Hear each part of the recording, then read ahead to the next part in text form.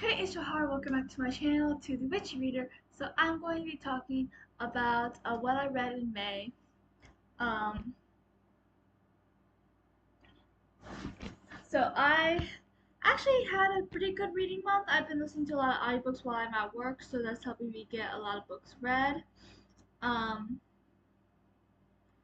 so I think I had a pretty good month, especially since some of them were kind of on the bigger scale.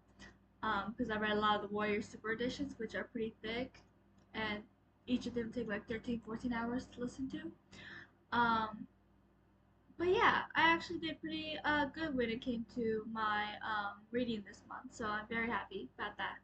Um, so let's get into it.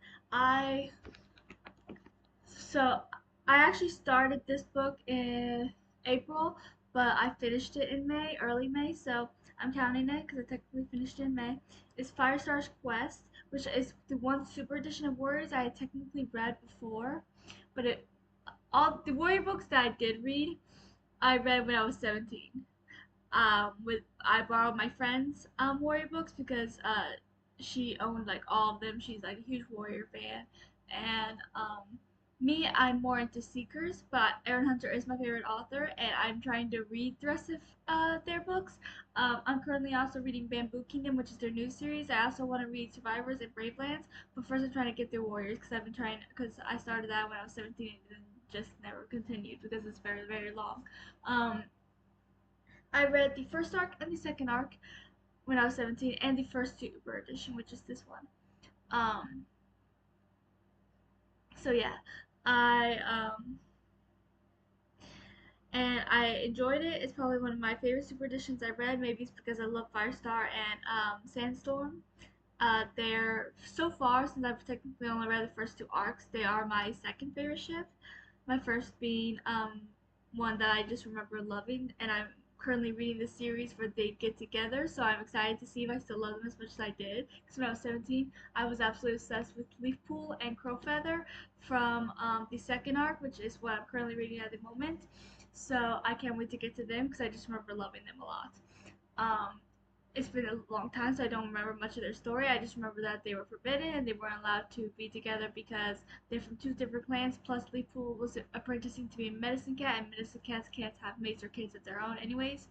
So they were forbidden for two reasons. And yeah, so um, but Firestar's quest is in between the first two arcs. You find out about a fifth clan, and then at the end, they end up having their children, one of them being Leafpool, and the other one was Squirrel Flight. Um, and then I also read Tall Star's Revenge. He was the Wind Clan, yeah, Wind Clan, I think, leader at one point. But a lot of these super editions where it's talking about the leaders is showing their journey to becoming leaders, which is really interesting because it's like at the beginning and the first arc, like I knew some of these characters, but we didn't get into them that much. But then you're getting to see how they are becoming, how they became leaders. Like you get to see them from a pretty young age and see their journey to becoming leader. Because at one point they obviously didn't think they were gonna become leader, but then here they are now. Um,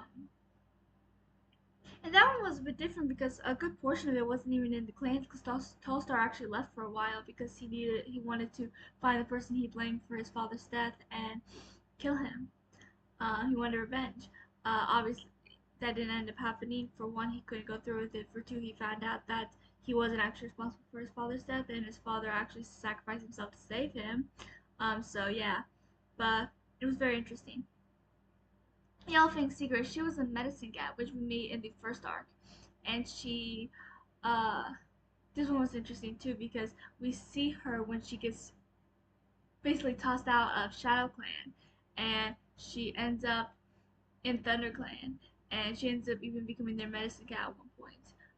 Because their medicine cat died abruptly, if I remember correctly, and she didn't have an apprentice, so they didn't have a medicine cat. So Yellow became their medicine cat because she was medicine cat in Shadow Clan. And then seeing her journey to becoming the cat we know was very interesting. It probably was one of my favorites, just because seeing her go from that journey, especially since she didn't always want to be a medicine cat. Her forbidden relationship with someone she loved, and then them having a kid together, which they're not supposed to, and then all of that, all the trouble it led up to, and why she was thrown out, which is very interesting. SkyClan's Destiny. SkyClan was the fifth clan that they discovered in Firestar's Quest, and so this one we got to see more of that clan, because that the only time we saw the clan before was in Firestar's Quest. So now we got to see them actually being on their own without Firestar's help and actually being a real clan, and it was really interesting. Leopard Star's Honor. So this one was interesting too, because um, seeing the mistakes she made, seeing how just everything she went through um, to become the leader she did, and the mistakes she made, and how she had to try to make up for it in the end was really interesting. One Star's Confession too. That one was really interesting. Um, because he kind of became. This one actually takes place more in the second arc, which I'm currently reading, and you get to see um, him become leader, which he wasn't supposed to, but then he did, and then he had to try to prove that he was meant to be leader, but then he was so desperate for his clan's approval that he sort of turned his back on everyone because he was friends with Firestar, but then his clan was like, would you care more about ThunderClan? So he had to kind of push Firestar away, which is really sad. Um, Crooked Star's Promise, another cat we knew, and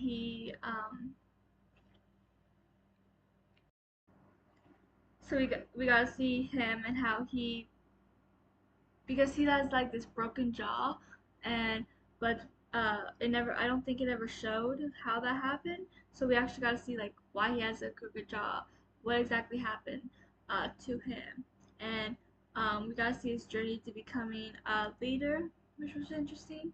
And then Midnight, which is the first arc in first book in the second arc of Warriors. It's Warriors: The New Prophecy, and I love this arc from what I remember of it. And the four cats from each clan was chosen to go meet Midnight, and um, to because StarClan was trying to tell them something, so they had to go. Bramble Claw, Crowpaw, who will end up being Crowfeather, who I mentioned earlier, um, Tawny Pelt, and what was her name? Featherwing? It's Feather something. I don't remember her name now. But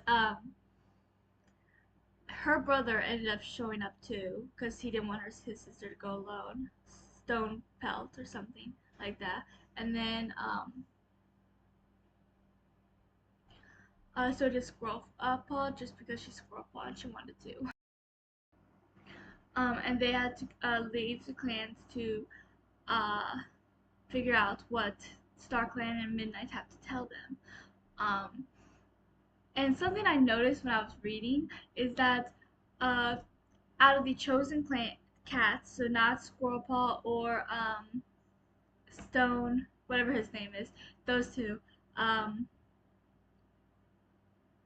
not including these two, but the four actual chosen cats, they all have connection to more to another clan that they're not in. Tawny Pelt, her connection is that she's actually from she's in Shadow Clan, but she was actually from Thunder Clan, and her father was in Thunder Clan, but then her father ended up leaving Thunder Clan and ended up leading Shadow Clan for a while. It was a long story. It all happened in the first arc, and Brambleclaw is her sister, so she has connection. He has connection to Thunder Clan.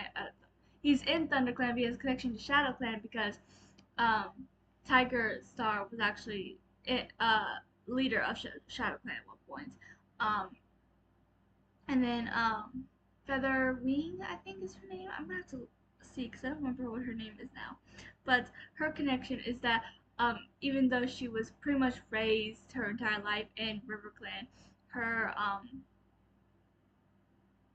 uh, father, because her mother was RiverClan, but her father is ThunderClan, always has been, and the two of them just fell in love, had kids they weren't supposed to have, and then he wanted to do what's best for them, so he put them in RiverClan.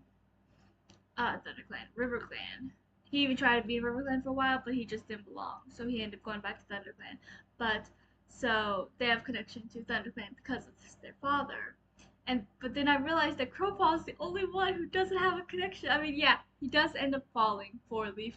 They have this illegal romance at one point, but that was the closest thing to a connection they have, and they didn't have that connection when he was first chosen. So my question is, why him? Like all the other ones had a connection to another clan, and they're supposed to be trying to save all the clans. So it makes sense why three of them were chosen because they have connections with more than one clan. But it just makes me wonder why he was chosen because I can't find a connection he has with another clan.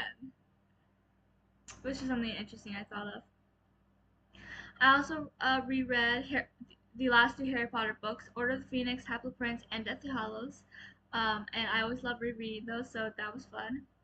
Um, and then I read Oathkeeper on the other hand, which is a novella, indie novella by Ellie Lieberman. It was the last book of hers that I have yet to read, and I absolutely loved it. It was so good. So I highly recommend it. It's basically about this Oathkeeper who um, is trying to protect his sister, and so in order he makes this oath with the teller so that she would protect his sister. But he has to do something for her. He has to get the dragon egg he has stolen. So he goes on this mission, and it was really interesting. The magic was interesting. The characters were interesting. I love their relationships. The Oathkeeper and his sister had a really real sibling dynamic, and the Oathkeeper and Teller's relationship was just hilarious because they did not like each other and they were not afraid to just show it all the time. Like the amount of times they said something sarcastic or snippy towards one another, and they did not get along. It was just hilarious to read about. But yeah, so I highly recommend. And thank you for watching. Please like and subscribe and comment if you've read any of these, if you want to read any of these, and I'll chat with you guys below in the comments.